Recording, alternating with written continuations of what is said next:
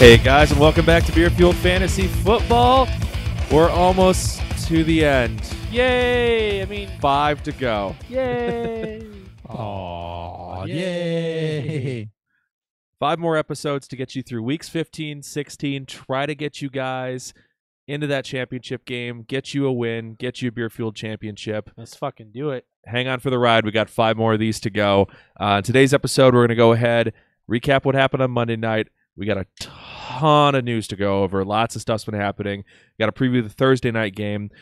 We're also going to preview the Saturday games, just because we don't want to drop this late Friday night and have you guys have to catch it before a noon kickoff on Saturday. And then, of course, we're going to give you our starts and sits of the week, get you all set for Week 15, and it's been already a crazy filled one with news.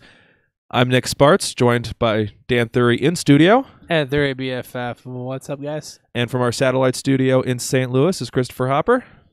BFF with 2 P's, what's up?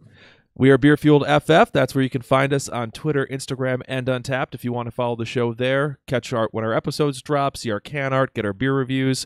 If you want to catch the live stream, it's Beer Fueled Fantasy Football on YouTube. Hit that subscribe and the bell button. If you can drop us likes and comments on the videos too, we greatly appreciate that.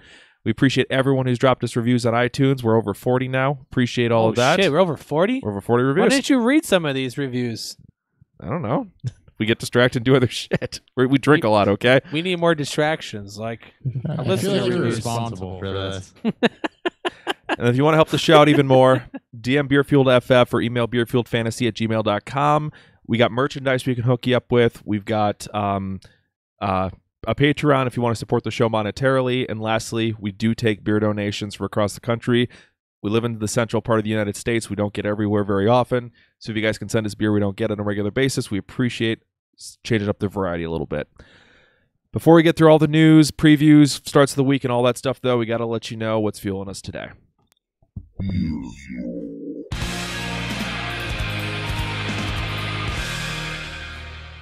We're getting a little Christmassy with Tannenbaum by Old Bakery. They're based out of Alton, Illinois. Second time on the show, pretty close to St. Louis there. So, Hopper, I believe you picked this one up. Yeah, I did, but you guys get them up there as well.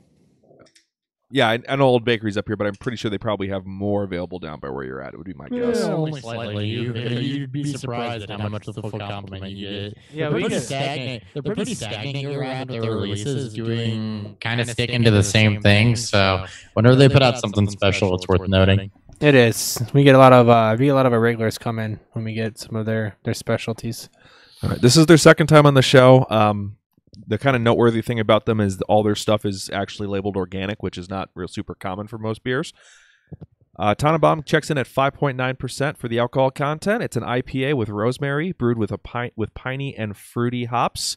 Give you a full review of that once we get through our starts of the week. Now, for way too much news.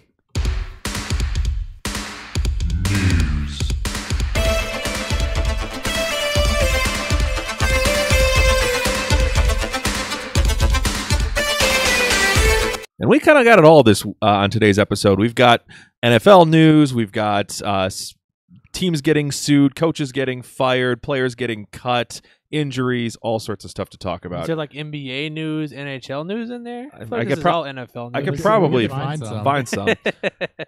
Starting off with the NFL-wide news, though, NFL informed clubs that projections for the 2019 salary cap are between 187 and 191.1 million.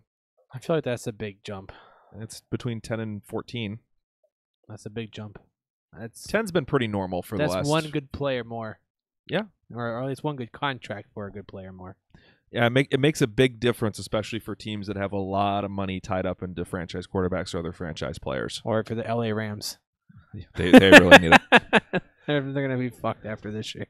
And then there's teams like the Colts that I think are going to have something absurd like $124 million in cap space next year. They're the Jacksonville of new. But they have their franchise quarterback already. That's right. All right. NFL also announced that the 2020 NFL Draft will be held in Vegas to kick off the Raiders arriving in town. Yay. Okay. Road trip.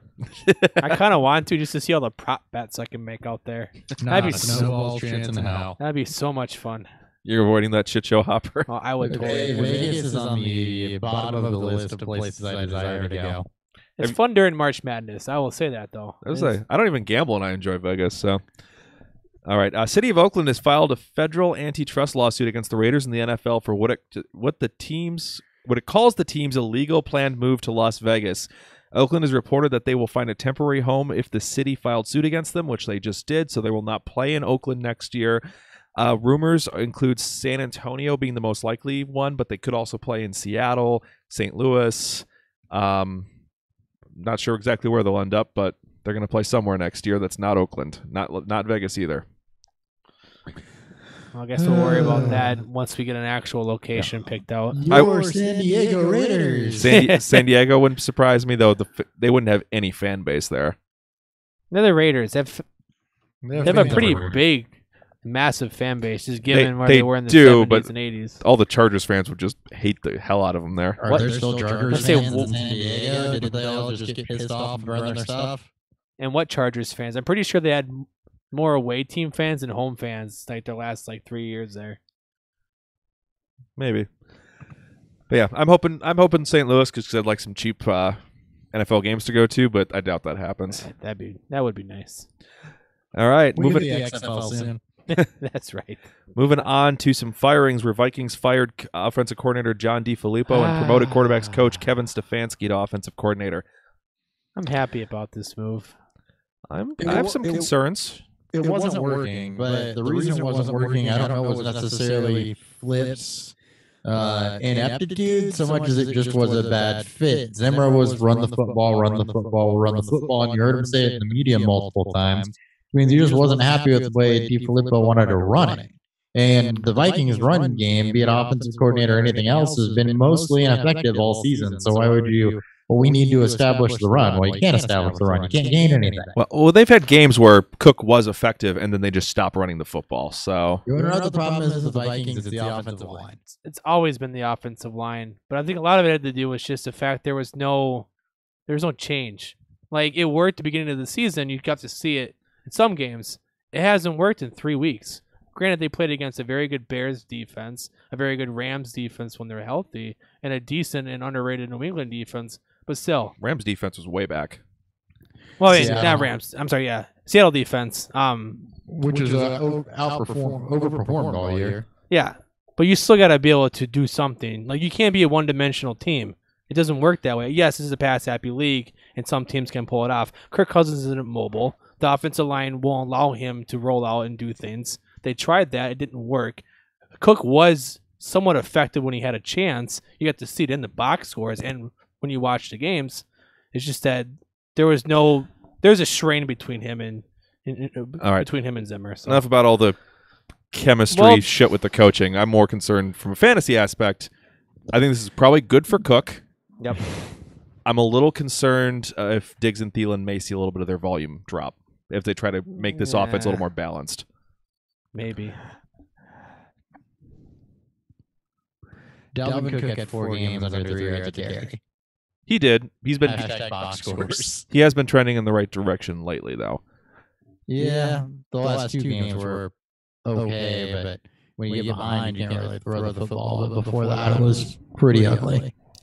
Well, they weren't really behind in these games, though. New England, they fell behind somewhat big late in the third quarter, and the Seahawks game was close into the fourth. Yeah. Well, they were effectively running the football. They just stopped doing it. They had, but I think at that point it was already 13 done. Carries is not excessively low, and another 7 targets. And about 20 touches is where you want a guy to be. Yeah. All right, well, enough about that. Let's move on to some injuries, where NFL Network's Ian Rappaport reports Carson Wentz, with his back, is not expected to play Week 15 against the Rams and may get shut down for the season. Yay. There's nobody there. More on him later. Just Zach Ertz. The only player that's not affected negatively by this is Zach Oh, no, Ertz. I think he still is, just less so. He'll get pampered. Or he'll get peppered with targets. There you go. I mean, you could pamper him with targets, I suppose. Yeah, like he pampered it. Never mind. It's kind of weird. Joe Flacco's been cleared from his hip injury and will be the backup to Lamar Jackson this week against the Buccaneers. Might as well, although as soon as teams figure out that they just need to spy Lamar Jackson. Like the first time a team makes Jackson win with his arm, it's not going to go so hot. I mean, I you think would think it would happen after 5 weeks. I thought it was going to happen last week. They got Chiefs got some speed on the outside, and I don't think it matters as much. So it's more of the design runs that they use for him. All right. NFL Network's Steve, I believe this is Weish, reports the Chargers are not optimistic Melvin Gordon will play Thursday against the Chief. He is questionable. He did travel with the team. And just go ahead and bundle this with Austin Eckler being out also. Justin Jackson, again, more on him later, is going to have a chance probably to be the feature back in this one. Unless Melvin Gordon can go. He was practicing on a limited basis, but I think they'd be dumb to risk rushing him back. All right. And then Spencer Ware, shoulder hamstring, is doubtful week 15 against the Chargers. Damian Williams. And probably Darrell Williams and Charkandrick West. some Charizard. Eagles place running back Corey Clement on injured reserve with a knee injury ending his season. And what a disappointing season it was. I know. I was excited for him. Yep. And he looked okay for the first couple of weeks. And then The entire Philly offense was a disappointment, though. outside of Ertz, So it hurts, yeah. It's been, yeah. Raiders waived running back C.J. Anderson. That was short-lived. Well, like a week. Yeah. Doug Martin insurance, quote unquote. And he's gone. And he's gone. It's bad when you're temporary Doug Martin insurance. That's not a good sign for your career. Especially when you're better than Doug Martin the last couple of years. Highlight of my career, temporary insurance for Doug Martin. Oof. Tyreek Hill with a heel and wrist injury is questionable for Week 15 against the Chargers. It has been reported he will play. He's banged up, but yeah, he'll go. Lions placed tight end Michael Roberts on injured reserve with a shoulder injury. He is done for the year. I wish I cared. Yeah, right. And then last piece of news is Colts waived tight end Eric Swope. He was claimed by the Saints, who then waived wide receiver Brandon Marshall to make room for him. I forgot Brandon Marshall was even there. I think Brandon Marshall forgot that he was there. Maybe. Honestly. But yeah. Eric Swope, ladies and gentlemen, I guess. I mean, it's another move tight end. He used to play basketball, so they won't shut up about that now. Yay, more Jimmy Graham Comparisons. comparisons for the Saints. Love it. Can't wait. All right. We'll see if he sticks. If he sticks, I'm interested, but I got to see it first. Not at this point in the season. All right. And we have a lot of did not practice Wednesdays and We a lot got- of big names on here. We got some questions. All right. Let's hit some questions then. Jorge wants to know Edo Smith, Jalen Samuels, or Doug Martin. I'm assuming Doug Martin in PPR. I like Edo this Edo week. and Martin both. Yeah. I mean, I think it's probably Samuels if we know Connor's out for sure. See, I don't even necessarily agree with that. With the way he looked like as a runner, I know that the receiving upside was there, but Samuels did not look good as a runner. Who do they play this week? Patriots. Martin's got the Bengals, and Ito's got Smith was my near start of the week against the Cardinals. Yeah. I like Smith they're all kind of, somewhat French floor with decent upside. I'm gonna go with Edo Smith. He's my start of the week. I think I'm gonna go with Martin. Yeah, I'd probably lean Ito. Martin's had a touchdown in the last 3 games, but with it being PPR, he hasn't been as involved as the receiving game as I would like to see. So I'm going to lean Ito. All right, so it sounds like 2 votes for Ito. Jimmy says Driscoll or Nick Foles this week, full PPR. Hopefully it doesn't matter. God. He had Wentz. Nick Foles. More on that later. Yeah, I can't trust Driscoll after what we've seen the first couple of weeks, and he hasn't exactly faced really tough teams. And Is Derek Carr available? Yeah, if Carr's available, God, absolutely. We've come full circle on Derek Carr. From praise to hate back to a little bit of praise. Man, I wouldn't even hate Nick Mullins if I could get him. Against Seattle? Josh Allen. I want nothing to do with Nick Mullins against Seattle. Josh Allen gives you some rushing floor. Derek Carr, if he's available, but if not, of the options you gave, it's Foles for me. Yeah, but I'd be real nervous all game. Yeah. All right, moving on to did not practice Wednesday. Just give me a thought or two on each of these guys. Ben Roethlisberger, ribs. He'll play. He'll play. Ezekiel Elliott, shoulder. He'll play.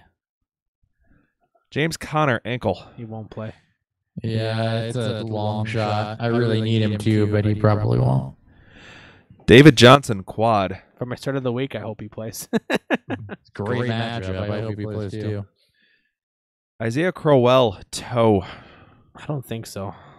I think it's probably McGuire, which is slightly unfortunate. And the Jets are Saturday, not Sunday, too. Yeah. So consider that Thursday. Yeah. Rashad Penny knee didn't practice Wednesday. I need to maybe. Yeah. He's maybe. I don't know that I care, but maybe. All right. Julio Jones didn't practice Wednesday with a foot. I'm kind of not worried about the next 3 people on this list, just because they're veteran guys and it's late in the season. I'm a little worried about this next one. T.Y. Hilton popping up with an ankle that was new. We'll see what tomorrow brings. I mean, a lot of these, especially ones that just popped up new that wasn't from over the weekend, or ones we got to see about tomorrow and Friday. The hard part about predicting these things on Wednesdays this time of year is you get a lot of guys that are, especially veteran guys like Julio, T.Y., Allen Robinson, who are bringing up next, David Johnson, that are banged up, that don't necessarily need to practice at this point in the season to play. They're better served resting. So it's really not until Thursday, Friday that you start to get a better feel for it, especially Friday. Yeah. All right. As mentioned, Allen Robinson is next with a hip, the dreaded hip injury that we've been seeing all year. I think he'll be all right. I think he'll play. Josh Doxson, concussion. Remains to be seen. He's slightly interesting if he can go, but we'll see. Yeah, it is against the Jaguars, so I'm not sure how interesting. Not at all. Quincy Enunwa, ankle. If he doesn't go, it's just better for Robbie Anderson. Yep. Bruce Ellington, hamstring. He always plays. Well, he finally got over the back injury. That's good. Over the back and finds a hamstring. Over the back into the hammy. Yep. Austin Hooper, and they didn't get specific, just leg. Lower body. Thanks, basketball. I'm a little worried about that one because he has not missed a practice all season. Yeah, I kind of am too, but you just hope he's maybe just like a lot of other people banged up, but more on Friday's episode. And in the not surprised column to finish us up, Jordan Reed with his toes, I should say, it's not just a single toe, is not practicing Wednesday. He's not going to play. I don't know if he takes another snap this year. Yeah, I don't either. I don't think he does. We have another question before we move on to what the fuck happened. Jimmy wants to know, Jeff Wilson or Josh Adams? He's assuming, let's assume that Breida sits. If Breida doesn't go, it's Jeff people. Wilson. Yeah. I'm on the other side. I got to start looking at. Niners have Seattle. Eagles got the Rams. Yeah, and Wilson just went for 150 yards 2 weeks ago against them. Against Seattle? Yeah. I like Wilson. I'm still on the other side of that, but okay. Now we've been 2-1 for both for most of these questions. The Rams being weaker, backup quarterback being in, which actually may spark the Eagles a little bit. So, all right. Well, let's go ahead and let you know what the hell happened Monday night. What the hell happened?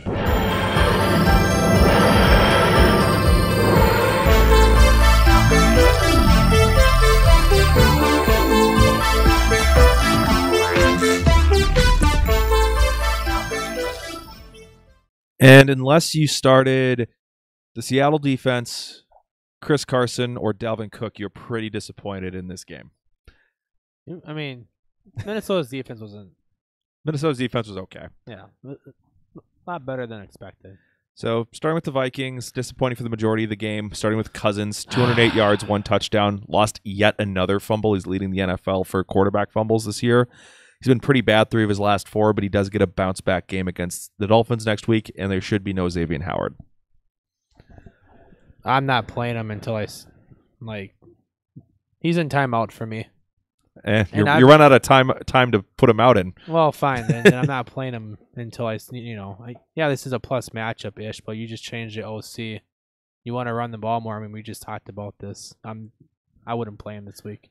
Only Vikings player with a solid game was Dalvin Cook. 83 total yards, 18 touches, did get a garbage time touchdown. I wouldn't be shocked if he gets more work with the OC change, as I mentioned earlier when we talked about the news. Yeah. Diggs and Thielen both finished with about 70 yards. I believe it was 78 for Diggs and 70 for Thielen, if I remember right. Held in check for the majority of the game, though. Targets were low as well, 6 and 7 respectively. I'm a bit concerned that this team may struggle with the transition, and they both won't get force-fed as targets as much. So that's a little bit of a concern for me going forward here. Rudolph had 5 targets, 2 receptions, 7 yards. He's not even streamable at this point. Nope. He has been so disappointing this year. It hasn't been most of the season. Defense gave you 2 sacks, a pick, held the Seahawks to 15 total points because there was a defensive touchdown in there. So better matchups the next 2 weeks for them, where they get the Dolphins at home and the Lions on the road, both subpar offenses. Yep. On to the Seahawks, where Wilson was a disaster. 10 of 20 for 72 yards, interception. Did rush for 61 yards finally on 7 attempts, but he does get the 49ers and Chiefs the next 2 weeks, so you'll still be starting him. Oh, those matchups coming up. Very nice indeed. Carson was the best play in this game, 90 yards on 22 attempts and a touchdown. He was constantly getting nice 3 to 5 yard gains most of the game. He didn't really have any monster plays, but it was just consistently chewing up yardage on all his carries. And it was against a good run defense, so that was nice to see. He's been very impressive this year. And even Penny and Davis both had pretty solid plays. They just didn't have enough work to be fantasy relevant. Number 1 rushing team in football, so I'm not. Yeah, and it looks they like are it. very much so of the we're going to run a lot, we're going to play fantastic defense and let Wilson not throw the game away. And when they throw, they're taking shots. Yeah. All right, passing game was a disaster, so the only one who did anything was Lockett, who managed 42 yards on 5 receptions. David Moore goose-egged you. Multiple shots into the end zone for him, though, so he could have had a big day here. It just didn't happen. And then no one else had more than 1 target. It was an ugly game. It was. Oof. Defense did get you 2 sacks, a fumble recovery, held the Vikings to 7 points, and got a totally bullshit blocked field goal. Solid matchup in Week 15 before you can drop them. Yep. Which they have the Chiefs in 16, but they do go to the 49ers next week for an excellent Week 15 matchup for you. That's all I got. Let's go ahead and move on to starts and sits of the week. Start 'em, sit 'em.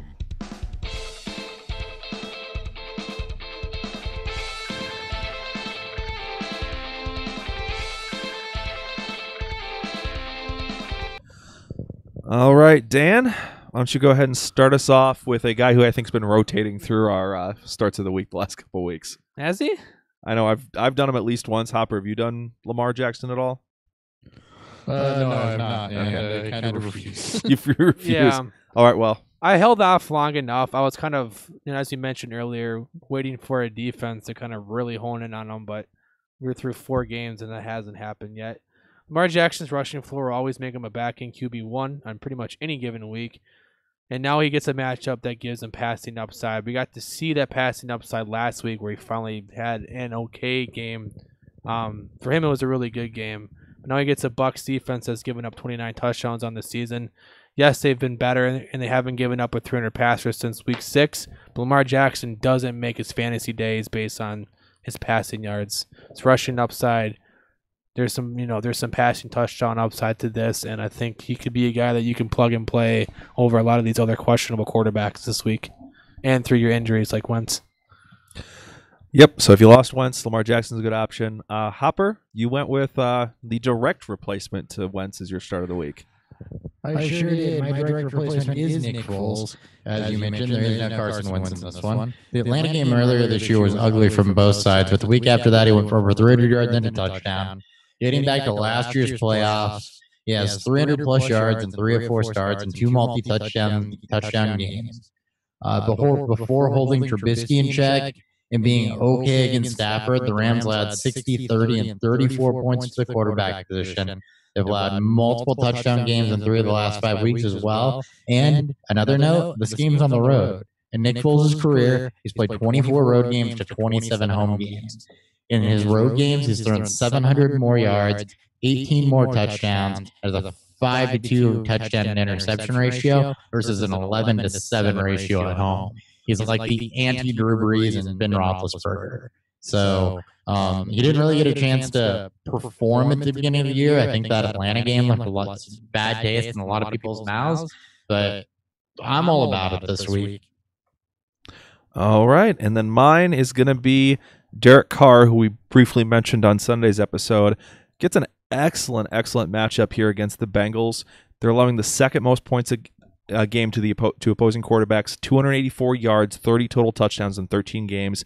9 out of 13 QBs they faced have 250-plus total yards. 8 of 13 have 2-plus touchdowns.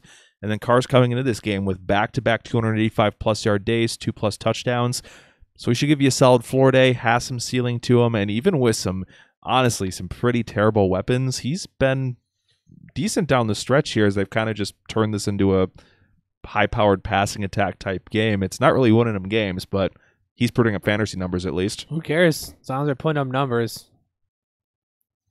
All right, moving on up into our running back starts of the week. Dan, you're going to have to sell me on him because he's a back-end running back one most weeks anyway. Is he? Yeah, on volume he is. I think he's more of an RB2 just given what we've seen. But mine is David Johnson. And yes, we've gotten to the point where David Johnson is a candidate for starts of the week here. This is a really juicy matchup for him. Atlanta's getting up to 5th most running back points per game in the season to running backs. 15 total touchdowns and about 160 total yards. DJ should always and will always be a mid to high RB2.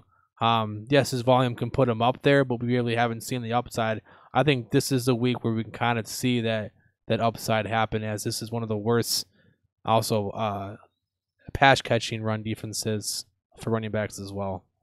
So I'm a big fan of David Johnson this week. All right. And then Hopper. This one kind of fell on my face when I tried to do this last week, but you're going to the Sony Michel well again. I am. This feels like a little bit of a softball, but it seems like every Sunday we get Sony Michel questions. So can I just go ahead and address it here? Pittsburgh's led 14 or more points in 4 of their last 5 matchups. Over that span, they've given up 5 rush touchdowns, 60 or more yards to those lead backs, and only one of those was over 20 carries. So he's not going to need a ton of volume to put a running back 2 a day. Michel's had 15 or more carries in each of the last 3 weeks. While he struggled against Minnesota and Miami, he's put up decent numbers against lower-end run defenses, Miami notwithstanding. Pittsburgh has not been good against the run over the last couple of weeks. So you're running Sony Michel out this week, and his volume has not necessarily been hurt as much with a Burkhead return as we thought it was going to be, at least not to this point. All right, and then I'm going to go ahead and throw out Kenneth Dixon. He's been back for 2 games now. He's looked like the best back in Baltimore, I think, since his return, putting up decent numbers, 123 yards and a touchdown on 18 touches. He's involved in the passing game, which Gus Edwards is not. And I think he's honestly just more of a dynamic runner than Edwards is, who's more of a straight line, give you 5-6 yards, most carries type player. I think they upped Dixon's involvement. The coach hinted at that. And on top of it, they get a bottom 5 run defense in the Buccaneers this week. I think he might be able to take at least half of the work this week, cut into Edwards' work even more. Edwards' snaps have been dropping as well. So I think there's a window here for Dixon to have a pretty nice blow-up game. I think they both could be decent flex plays this week, just given the amount that they run now. I looked at that game, but I couldn't decide if I wanted to pick Edwards or Dixon. Yeah. I was like, oh, wait, I'll let somebody else deal with that. I went for a couple of hard calls this week. Yeah, yes, you did. All right. I did too, and they're coming up. All right, Dan, I think you went the easiest of any of us on a wide receiver this week, calling for a bounce back. Yep, calling for a bounce back from Tyler Lockett, though I think it was more of a decent showing in a very difficult matchup for a Monday night against Minnesota. Lockett gets to say the same team that just gave up 4 wide receiver touchdowns in San Francisco, while he only got 2 targets and 1 big play touchdown against them. It's the fact that Doug Baldwin may not play is what makes this an even better thing. In the first 3 games of the season where Baldwin was injured, Lockett averaged 5.7 targets, 4 catches, 65 yards, and a touchdown in each of those games. Last week, without Baldwin, as Nick said, he was held to 5 catches for 52 yards and 6 targets. So there is some decent floor, and there's always big play upside given where this Seattle passing game is at right now. All right, Hopper. I like this pick a lot. You called Zay Jones last week, but it was Robert Foster who was getting it done for the Bills, and you're calling for him to do it again. Yep, I'm pivoting, maybe chasing points, but definitely pivoting. He was very, very efficient last week. He got 7 of his 8 targets for over 100 yards against the Jets, as Allen had eyes for him. third 90-plus yard game in 4 weeks. Played on 95.6% of snaps. The guys he torched, by the way, over in those 3 90-yard games, Mo Claiborne, AJ Boye, Minka Fitzpatrick. Not fantastic lockdown corners. Okay secondary corners, though, especially Boye. Detroit's will have 5 pairs of wide receivers to end up with 40 or more yards. And really, Foster's the guy that can do it on one deep pass. He doesn't need a ton of volume, even though he got that last week. He's also a 6'2" guy who ran a 4.40. Guys that have performed against the Lions, Robert Woods, DJ Moore, Allen Robinson, and DJ Moore again. All sizable guys that have some speed to them. So he fits the profile, the type of wide receiver that is scoring the highest against Detroit. So I like Robert Foster this week in a league where you need a little bit of boom. Agreed. All right. Mine is going to go a little bit more risky, but it's D.D. Westbrook. He has scored in 2 of his last 3 games. Gets a Redskins team that's bottom 6 against opposing wide receivers. They've struggled against all 3 spots, both outside and inside, and they've been trending even worse lately. It's been a frustrating season for D.D. Westbrook. We were hoping for more out of this passing game in general, but Kessler does seem to favor him. 10 targets here in this last game, and D.D., I think, is the most explosive of the wide receivers on this team and the most likely to make a big play. So I do like him as a decent dart throw in a very, very, very exploitable matchup for him. Agreed. All right. Dan? He's been off the list with a couple tough matchups, but we're calling a bounce back from Chris Herndon IV. He's back. He's back. And and as Nick said, the difficult matchups kind of left a salty flavor in people's mouths that have been playing him. Ugh. But now he gets a yeah. We are a pro phrasing show, and now we get a defense that he plays against that has quite a bit of touchdown upside to him. The Texans have given up the 3rd most touchdowns on the season. The tight ends this year with 7, and nearly 65 yards per game to the position. Herndon is a great dart throw if you need a tight end stream for the week, and he's been a guy that likely got dropped after this past week. So go and pick him up and throw him back in your lineup and reap the benefits of it. Yep, this Texans defense is bad against tight ends. Hopper, I was debating between 2 guys, so you got my other one. So thanks for taking my honorable mention. Yes, the tight end position, that would be Anthony Firkser. Since week 11, he's given over 40 yards 3 or 4 weeks. He has 1 touchdown. Over 40 yards doesn't sound like a lot, but it's a tight end. So that is a lot. Tight ends against the Giants give you at least a floor day when seeing 4 or more targets. That's in general 3 receptions, 30 yards-ish. 4 of the last 5 opponents have been over 6 points, which is good for tight ends. It's not shaking out like, oh my God, this is a fantastic matchup. But Chris Herndon, for example. But it is a very, very solid matchup for a guy that you can pluck off the waiver wires. You're just looking for floor out of that tight end position. He's been good for that. Yep, and on top of it, no Jonnu Smith. And other stat I saw, he has caught every target he's had this season. Boom. Yep. What you want from your tight end. Yep. The other note there is that Landon Collins, who would normally be guarding him for the Giants, on IR. Also helps. All right, my tight end is a total desperation play. I didn't see anyone who was even kind of fringe that I liked. This is a bold call, Kyle. But I got a narrative here. I definitely am continuing to try to target tight ends against the Buccaneers, who have allowed some absolutely huge games for opposing tight ends. In 2 of the last 3 games, Mark Andrews has been the leading receiving tight end for the Ravens. He seems to be a favorite weapon of Lamar Jackson. Buccaneers are allowing the 5th most total yards to the position, but there's still some risk. There's still Max Williams. There's still Nick Boyle. There's enough other weapons here that it just may not pan out for him this week. But if I'm picking a Ravens tight end to blow up in an exploitable matchup, it is Mark Andrews. I liked what we've seen on tape. So if you're in a super deep, 2 tight end league, and you're sitting on Mark Andrews, throw him in. This is me trying to build a smoke narrative here when maybe we can get some fire. I mean, if you need a true desperation play. I mean, we've all been Mark Andrews fans. I like what he's done with Jackson, dating back to preseason. So. Mm-hmm.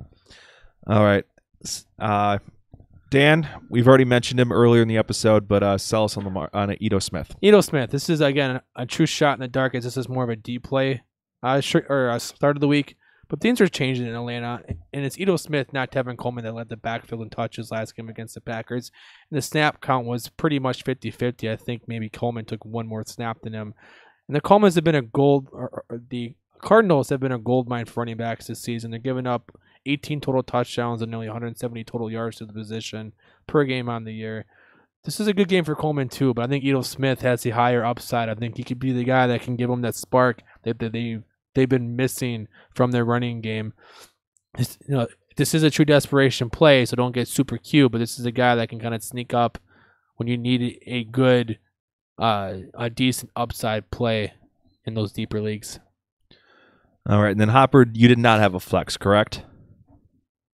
No, I have a flex. I just probably forgot to. Did I not type one in? You did not type one in, so surprise me.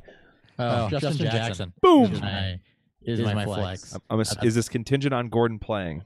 Obviously contingent on Gordon not playing. Okay. But Kansas City's only managed to hold Gurley and Mixon under 9 points. Gurley's was a shootout and an ankle injury. Mixon's, I didn't really take the time to look at what the hell happened, but you get it.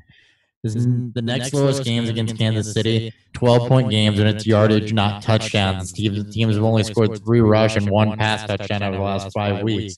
Aside from the Rams and Bengals games, Kansas City's allowed 100 yards on the ground in every game since week 5. Without Eckler, if Gordon doesn't go, it's almost exclusively Jackson's backfield. The yardage has been there. Should be an okay running back, too.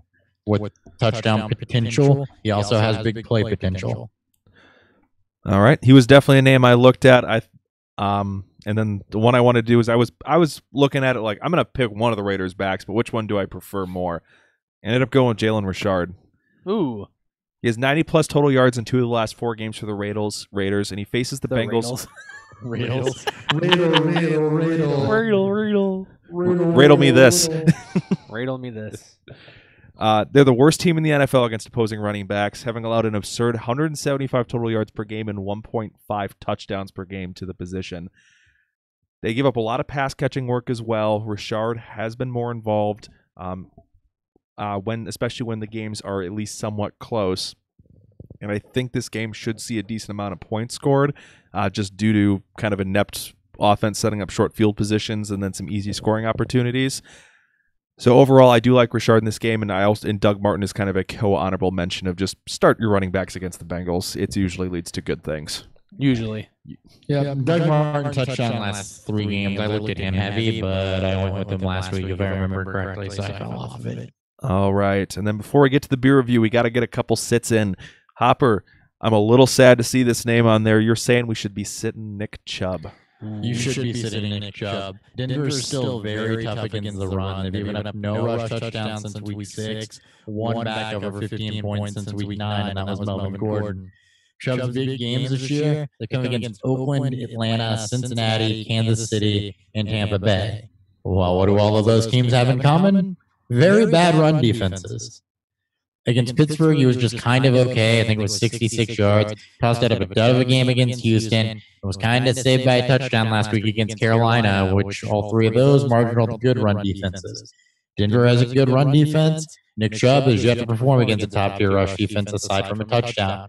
You start Nick Chubb, you're hoping he falls forward for a touchdown. And in the playoffs, I don't necessarily want to rely on that if I don't have to. So obviously this comes with a caveat. He is the lead back on an offense that's decent, so you may not be able to sit him, but if you have some other fringe guys, some better options that you've held on to for most of the season, not a bad option either. He's not going to blow up for you and has a decent bust potential this week.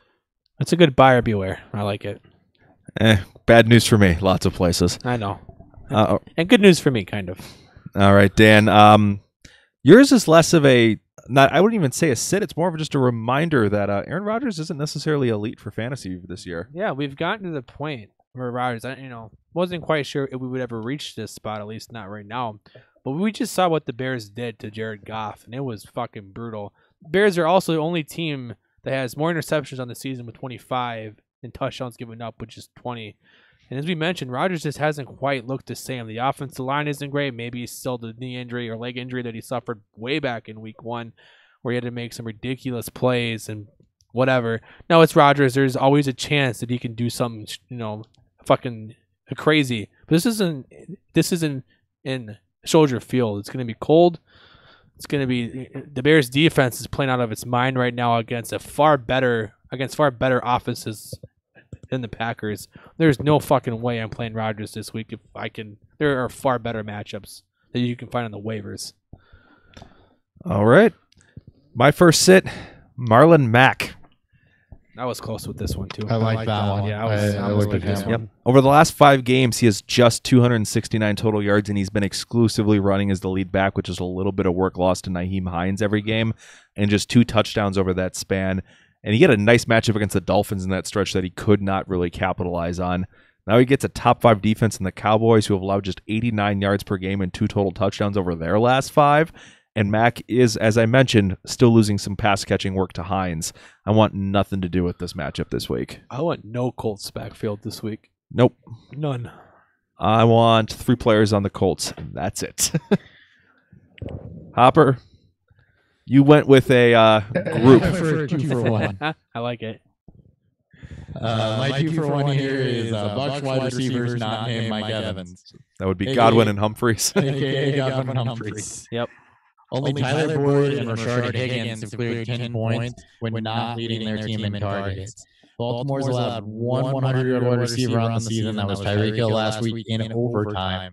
And just 1 touchdown over the last 5 games. Wide receivers are averaging under 13 points a game over the last 3 weeks and barely over that through the last 5. I think it's like 13.4. It's a bad matchup for Humphreys and Godwin. The only way you get it done is target volume, and I don't see either of those two getting more volume than Mike Evans does. Yep, you're basically praying for a touchdown. Yep. Yeah, I don't think last week happens again. All right, Dan, where were you last week with Kenny Galladay? Well, hopefully this can help not have you play Kenny Galladay this week. I think a lot of people with Kenny Galladay probably aren't playing this week. Yeah, so things haven't gone quite to plan since they traded Golden Tate, not just with Galladay, but with the Lions offense as a whole. And now against the Buffalo defense and Tre'Davious White, who have been fantastic this season against wide receivers. White's only given up 6 or more receptions in 1 game this season. That was against Devontae Adams, and only 2 games over 50 yards this season as well. And we saw what happens when Galladay lines up against a really good corner. As it was pointed out on Twitter this past weekend, Patrick Peterson shadowed him for 60% of his plays. They know that there's no other receiver that can even come close to beating them. So why not just put all your coverage, your best coverage, onto their best receiver? I expect that to happen this week, and there's no way, just like Rodgers, that I'm going to throw Galladay in my semifinals and have any sort of faith that he's going to put up any sort of production outside of a random touchdown. All right, now I'll put a bow on this so we can get to the beer review. And matching up with Hopper's no Godwin, no Humphreys. I'm also recommending no Winston either, as he's been awesome in every game that he's started and finished this season. But he's now facing the 6th best pass defense in the NFL. They're allowing the 2nd least passing yards total. Only Buffalo has allowed less, and that's mostly due to pass volume. And Winston has already thrown 12 interceptions in just 8 games, and he didn't even play all of those. This is way too much downside. A couple bad plays from Winston could either crater his day for fantasy purposes, or even worse, we may see a reverse Chicago game and Fitzpatrick could come in halftime. So I would avoid it. He's got just a terrible last 2 games to end his season. I would try to avoid Jameis Winston in both. Yep. He got you here, but he's not going to finish it for you. I agree. All right. That puts a bow on our start sits of the week. Keep those questions coming. We're going to hit a beer review now. Beer review.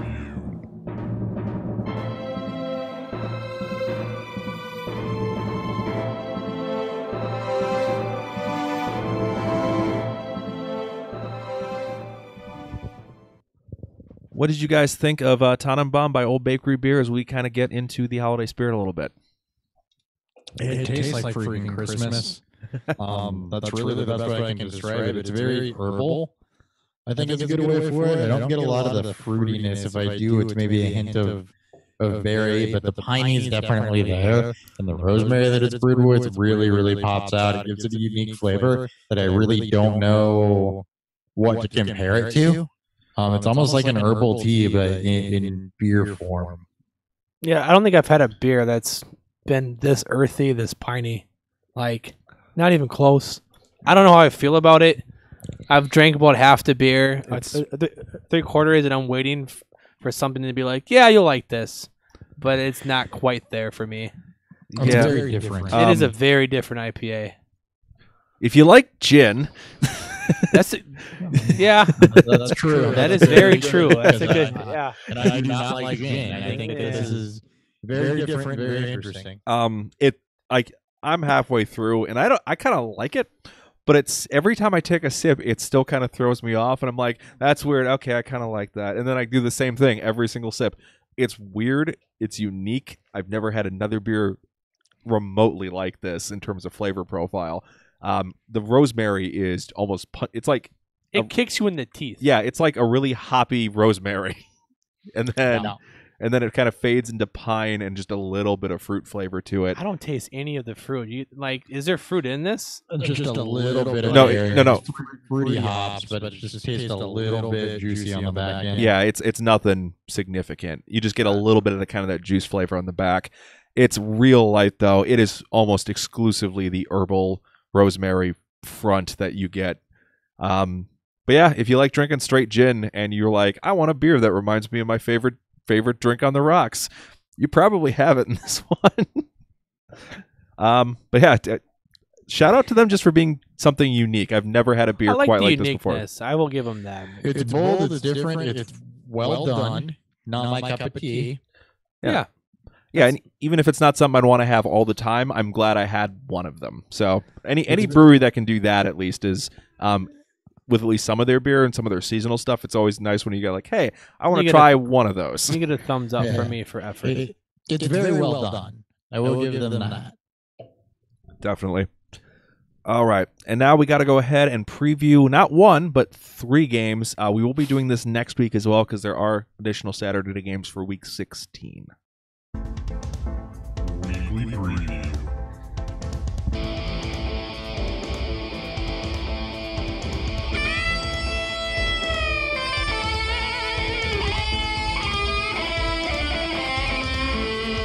All right, and we are starting with Thursday with the game of many injuries. Chargers at the Chiefs in Kansas City. Chiefs favored by 3.5, 53-point over/under. Starting with the Chargers, where Rivers should be a solid start here. Chiefs are giving up an average of 304 passing yards, 2.23 touchdowns per game to opposing quarterbacks. I like the odds of him coming close to replicating his Week 1 performance of 424 yards and 3 touchdowns. This is a must-win game for the Chargers, and they need to keep pace with this Chiefs offense if they want to keep pace in the division. So expect a lot of Rivers in this game. For the running game, if Gordon can play and we don't get any reports that they're concerned about him or he might be on a snap count, you don't get any of that in the rumors heading into the game, he is a must-start QB1. He had 102 yards receiving in Week 1 against this defense, 166 yards total. They're second worst in the NFL against opposing backs, giving up 174 total yards per game, 17 total touchdowns. And then if he's out, or it's going to be a highly restrictive snap count, or we get something like that, then Hopper start of the week, Justin Jackson becomes a very startable running back 2 option. Chiefs have been about average against opposing wide receivers, but Keenan Allen has been on fire lately with 5 straight games with a touchdown. You can't sit him, and he might be able to exceed his 108-yard, 1-touchdown performance against the Chiefs back in Week 1. Second half, Keenan Allen is just a locked and loaded second half play. You hit Week 10, they were through their bye week, so it was their 9th game of the season, just started blowing up. Yep. He's on pace to beat his 2017 season. I'm not chasing anybody else, though. Neither of the Williams have topped 56 yards since Week 7 and mostly been in the 20 and 30-yard range. And then Gates and Green, I just straight up can't trust them. And not starting the defense. So it's Rivers, Allen, and then whoever the starting running back is. Yep. For the Chiefs, no quarterback has exceeded 2 touchdowns or 300 yards against the Chargers since Week 3. They got through Mahomes and Goff early, and then they've been pretty stout since. But it's still Mahomes. He had their number in Week 1, 256 yards, 4 touchdowns on just 27 attempts. It was his second highest touchdown rate of the season in a game. Top 3 quarterback in this matchup. I think he'll probably be slightly less efficient as the Chargers defense has improved as the season's gone along, and he has not matched that outside of the Week 2 against the Steelers. But overall, should still be a pretty good matchup for him. For the run defense, Chargers are slightly below average. They've allowed either 100-plus yards and a touchdown or 2 touchdowns to 3 of the last 4 starting running backs, which was Connor, Mixon, and Lindsey. If Ware gets the start, which is looking unlikely, I said I would like him as a low running back 2. If he's out, I think Williams is a high running back 3 flex type play this week, and he would definitely be in consideration, but don't play him in your flex. Hill's banged up. He is expected to play, and he torched the Chargers in week 1 for 169 yards and 3 total touchdowns. Speedy players seem to have the Chargers number, so as long as he's good to go, he's a top 5 play. Unless Hill's out, though, I'm not starting Conley, Robinson, or Benjamin. They've been pretty inconsistent. The one I would like if Hill misses is Robinson, because he'll be the one who plays the Hill role in this offense. Kelsey was held to just 1 reception for 6 yards in week 1 in this matchup. I think he'll correct that mistake, though, get him closer to his average stat line, which is 6.6 receptions, 89 yards, and 0.77 touchdowns. He is currently the 5th highest scoring pass catcher. So all wide receivers and tight ends, he's number 5. Yeah, he's pretty good at football. And then even with Eric Berry back, I'm passing hard on the defense. You look like you're thinking about something. No, I'm just reading the question. I'm just reading a question that came through. We have a question. All right, what is the question? It's just, do we think Melvin Gordon plays? I don't think he plays. I don't think he does either. I don't. The Chargers are going to the playoffs more than likely.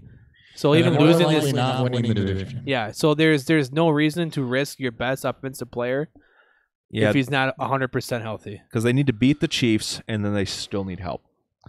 Rivers is good enough to lean on if they have to. Yeah. Yep. So if they can spread it out enough to open things up for Justin Jackson in this one. So no, I do not think Melvin Gordon goes. yeah, if I was putting money on it, I'd say no. But there is a chance. Keep an eye on this tomorrow, and we'll see what happens.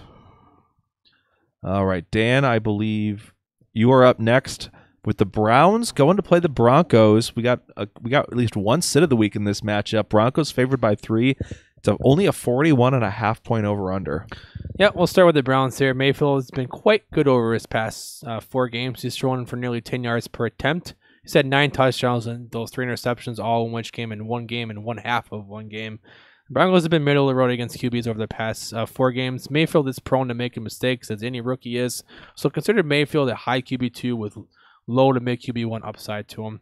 As for the running game, as Hopper just talked about Nick Chubb and his sit of the week, I think it's going to be difficult to sit Chubb, and Hopper did point that out. He scored 8 touchdowns during his 7-game stretch since he's taken over as a starting running back. He's averaging over 100 total yards. In those 7 games in the past, catching work is starting to tick upwards, as he's had 3 or more receptions in his past 4 games.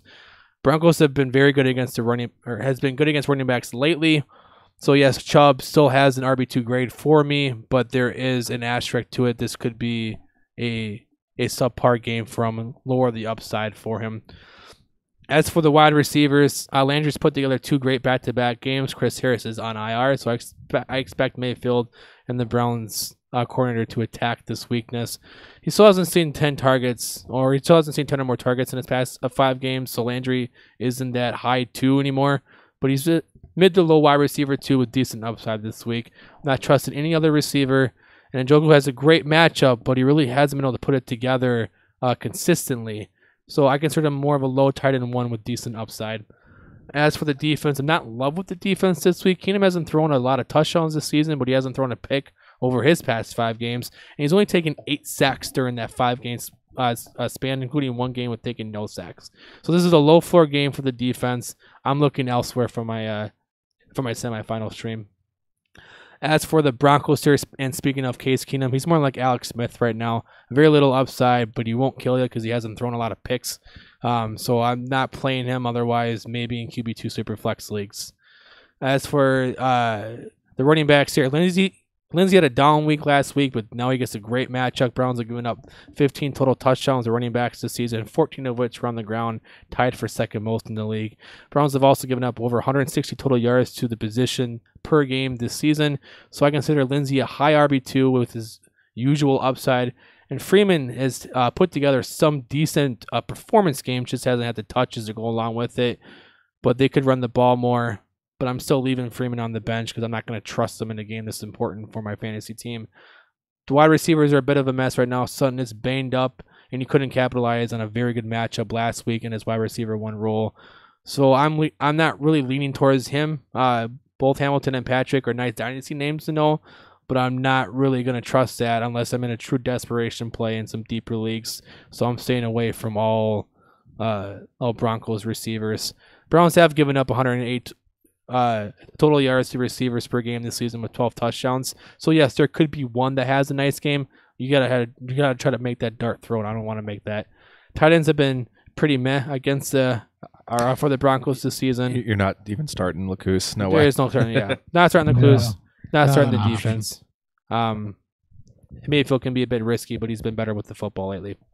And he has not gotten sacked at all lately. He hasn't. He's taken 1 sack over his past 4 games. He's been hit 4 times over the last 5. Yeah. The offensive line has always been good, and they're scheming to Mayfield's protect very him. He's dialed in. So. All right, Hopper, one last game on Saturday we got to address. Texans going to New York, New Jersey to play the Jets. Texans favored by 6, also a 41.5 point under, so we're not expecting a lot of fireworks on Saturday. No, I definitely don't either. We'll start out with the Texans and Sean Watson. Three straight quarterbacks over 20 points against the Jets, multiple touchdowns and all of those. And they give up rush yards. He's absolutely a start. Lamar Miller had kind of a bad game last week. He bailed it out with a touchdown, but it should be a fine flex this week. Houston,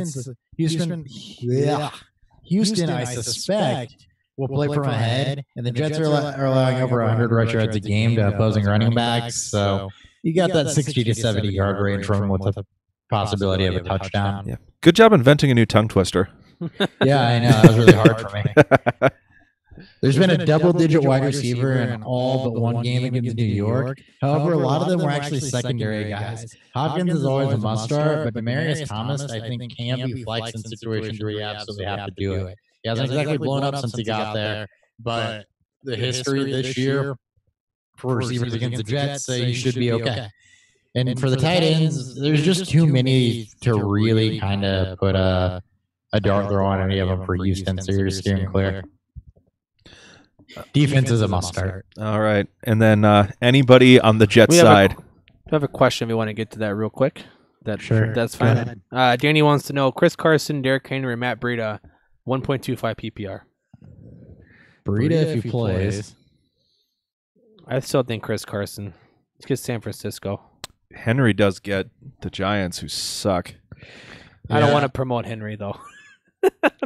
The 49ers have not necessarily been terrible against the run. It's kind of been a vacuum, and Carson is getting work. But I'm going Carson for the safer floor. He doesn't get passing work. Yeah, Carson really doesn't.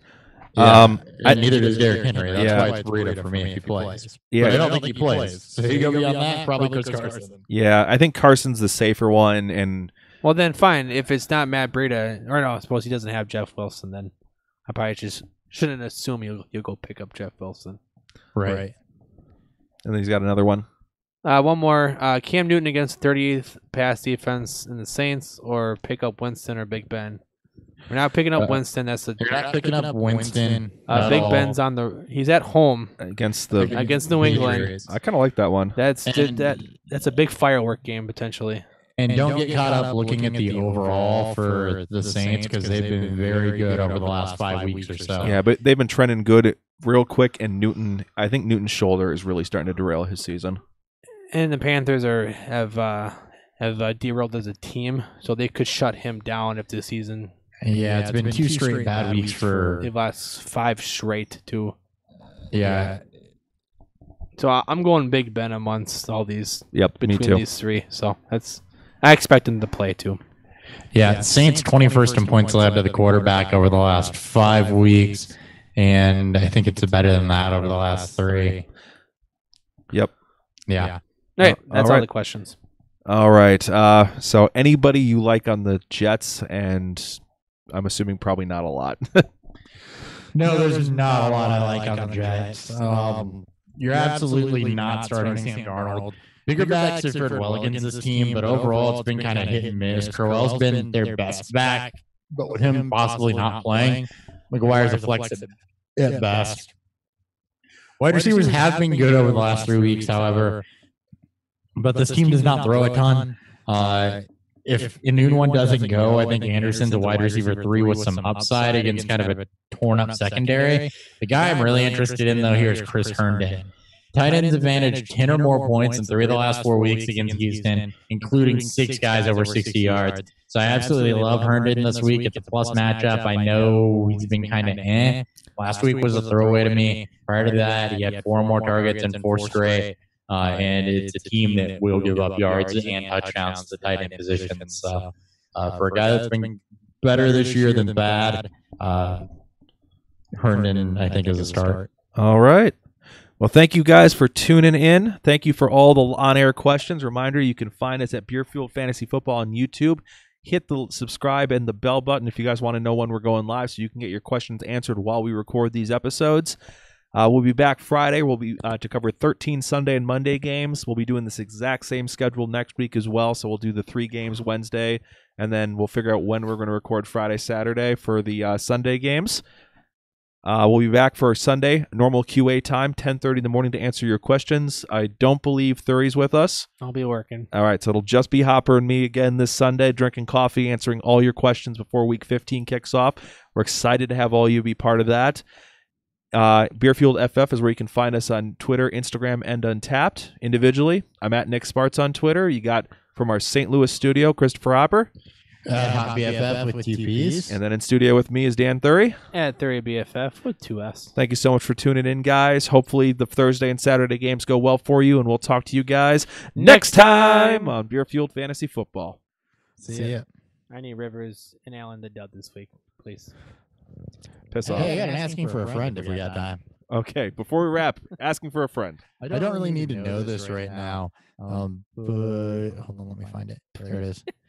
Do you consider Josh Johnson over Aaron Rodgers and Scott Fish, given that Josh Allen ran for 99 yards and a touchdown, Dak Prescott ran for 82 and a touchdown, and Marcus Mariota ran for 51 against Jacksonville?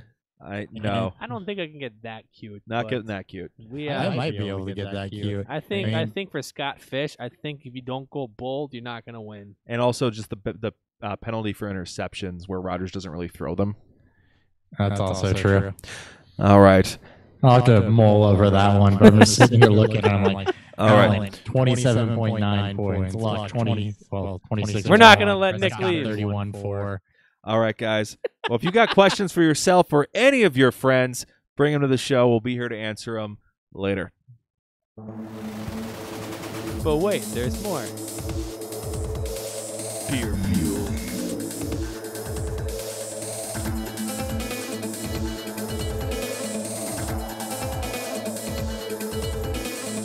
I might have to base that on my opponent's team if I get upset or not.